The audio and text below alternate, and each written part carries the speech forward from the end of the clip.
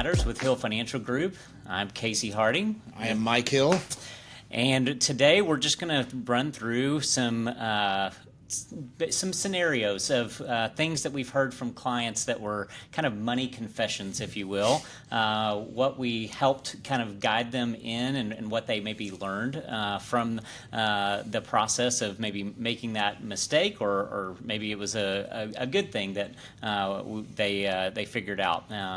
So the first one that we've got here is they maxed out their credit card on a vacation and that they couldn't afford, and what to learn, what to take away from there would be something that we've talked about in the past. Is if you've got a vacation or a fun trip coming up, you need to put a specific savings account that you name that vacation. If we're going to Cabo, it's the Cabo savings account, and we're just going to save in that account a certain amount a month till we get to that dollar amount that we can use to just pay for it, as opposed to putting it all on a credit card and having to take 2 years to pay it off. That was the experience that, we had a client come in and it took them 2 years to pay off that credit card. They paid way more in interest than they did on the actual experience. And so as opposed to doing that, you could be, paying that vacation off, and, the savings that you're not spending on the interest on the credit card, you could be putting into a Roth IRA or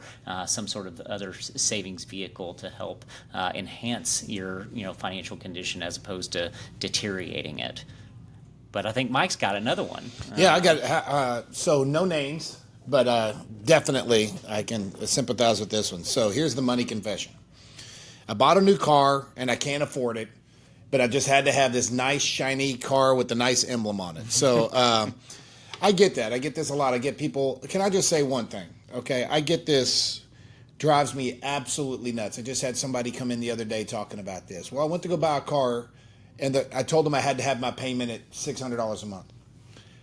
Never negotiate payment. Never, ever, ever. There's a reason when you go to a car dealership, the first thing they ask you is, what do you want your payment to be? Because I can make it be whatever you want. You want to go over 95 months? Sure, we'll make it $300 a month, but you're going to pay on it for 10 years. You negotiate trade-in. You negotiate finance rate, you negotiate the price of the car. Those three things are three separate negotiations. Okay, so if you do that, maybe you don't buy a car that's too expensive for you. Know what's your budget. So the confession is I overspent for a car. Your car payment, including insurance, should not be more than 15% of your income. 15%, not 40, 15%. So you got to factor in insurance. And we all know car insurance hasn't really been going down a whole lot lately. So the thing that I want to point out, and here's the little notes that we had, is try to buy it on budget. If you know that you make $100,000 a year, great. Then that means your car payment just for you. Now, if you're not married, $100,000 a year net. Now you can afford a $1,500 car payment if that's how much you want to go. That includes your insurance. But if you're making $50,000, what is that? $50,000 a year. That tells you that everything all in shouldn't be more than $750 a month. Guys, with interest rates as high as they are right now, be mindful of that. And that doesn't mean, I got a 6 and 7 year payment, I can afford it. No. I hate having anything more than 4 or 5 years if you have to, but 5 should be the max. Don't just negotiate payment. Cars depreciate. You're going to buy that car for 50, 60, 70,000, and in 2 years it's going to be worth 35 to 40. Cars are the absolute one of the worst investments that you can make. Investments, I get it, it's to get you from A to B, but it's not an investment. So I can't stress enough, you got to think of it with that mindset. This is something that's going to depreciate. This is something that I only get the value out of it if I drive it 5 to 8 years. Yeah, and be something that fits your lifestyle, not your image. Yes, I'm talking to you, 55-year-old middle-aged man that's buying a Corvette that's 2 doors when you still got 2 teenagers living in a house. Yes, I'm talking to you. Okay? Buy something that fits your lifestyle. Buy something that's appropriate. We don't need a 6-speed manual transmission if you're driving to downtown traffic. All yay, it looks great, but come on. I get it. We've all been there. We've all wanted to do it. I'm not saying that you can't have a nice car, you can't do this, but at the end of the day, I never advise clients to pay off their car unless they're about to retire and it's the last bill they have and they just want to do cash flow, because you're basically paying off something that is going to lose money. Yeah. So I won't harp on anymore. Just remember the 15% rule when it comes to your budget. Casey, another confession? Yeah. So to make everybody feel bad today? I've got one here that we definitely have run through, with a couple of clients here and there, but they ignored their 401k for years. The confession is, my job offered a 401k, but I never enrolled. I missed out on thousands of employer matching. So the big, takeaway here is, if an employer is offering you a 401k that they're going to put money in, you've got to enroll. You've got to sign up for it. It's free money. It is. It's free money. Exactly right. Like if you put in 3%, they're gonna match that 3%. That's not money out of your pocket. That's money that the employer is putting in your retirement account in addition to what you're saving. So you got to take advantage of that free money. And then the other part of that is the compounding interest that you missed out on. So if you didn't enroll for 5 years while working for that company, you missed out on 5 years of compounding interest during that time. So it's important to start early, to get in on those benefits and make sure that you're aware of how to enroll, and you're talking with those HR people to make sure that you're signed up for that. A lot of employers now just do auto enrollment, so they've kind of eliminated a little bit of that, but that is something we've heard of before, of just clients that have missed out on that free money, and it can impact you significantly if you don't get enrolled. This is the one question I will have for you. This is the one question that when somebody says, I haven't put in my 401k, I don't know if I want to. I don't want to do an IRA, I want to do this. Okay. Who do you feel more comfortable taking care of you during your retirement? Yourself or the government? You tell me, because you're answering me that every single day. You don't put any money aside for retirement. Will Social Security be there? Will it? Will it? Are you willing to bet your literal life that Social Security will be there to be able to pay you enough during retirement?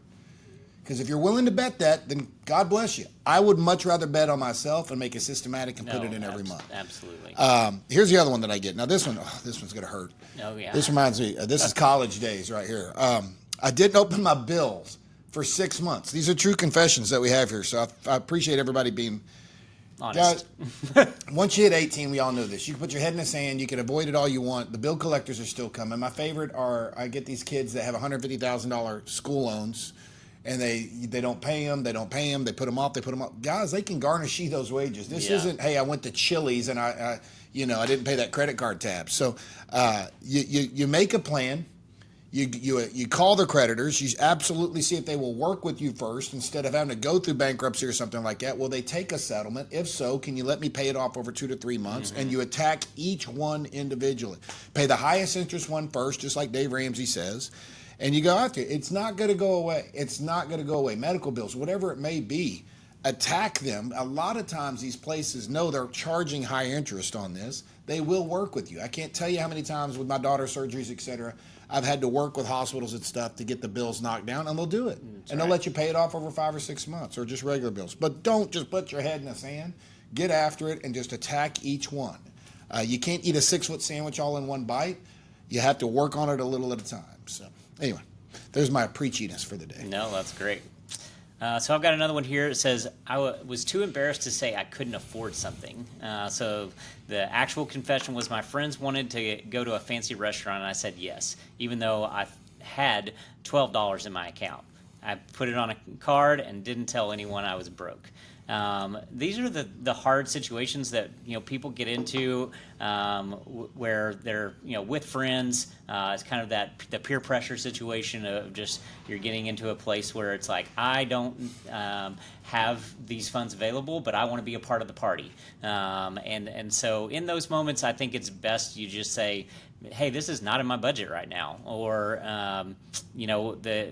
can we go somewhere else that is that I can afford, and those are not easy things to say or tell, but I think it's just one of those things where you have to be honest with yourself, or just say, hey, guys, I'm not going to be able to join you tonight, and it is what it is. But if you work with a good financial advisor, they can help get you to a place where you get on a budget, you understand where your expenses are, and help you where you have a little bit more financial freedom, where you can go do those fun things. I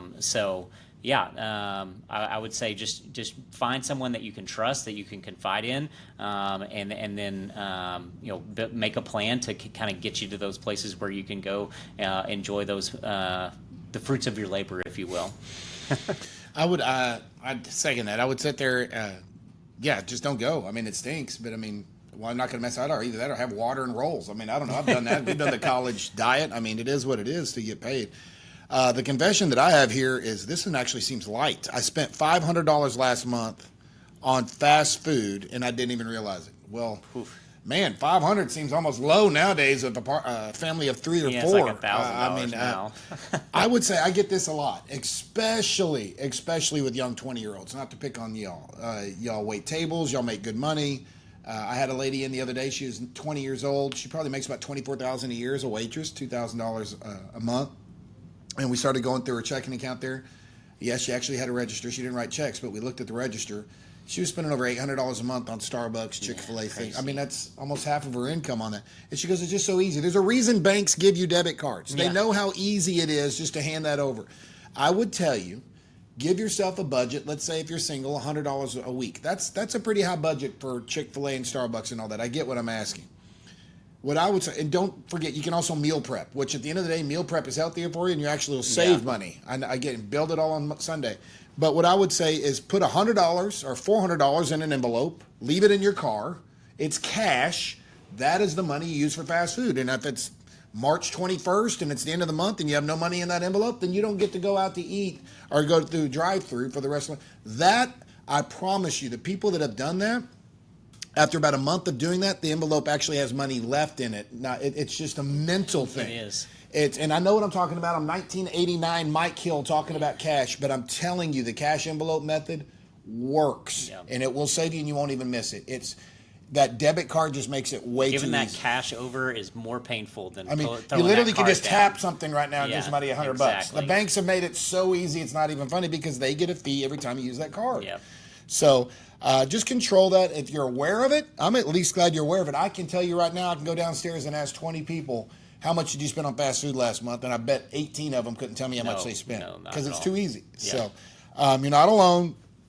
Cash method in the envelopes. Make sure that you have a budget for it. That would be my takeoff. Yeah. Well, these were great to kind of talk thank through. y'all for the confessions. Yeah. Money Matters with Hill Financial Group. Thank y'all. Have a great day.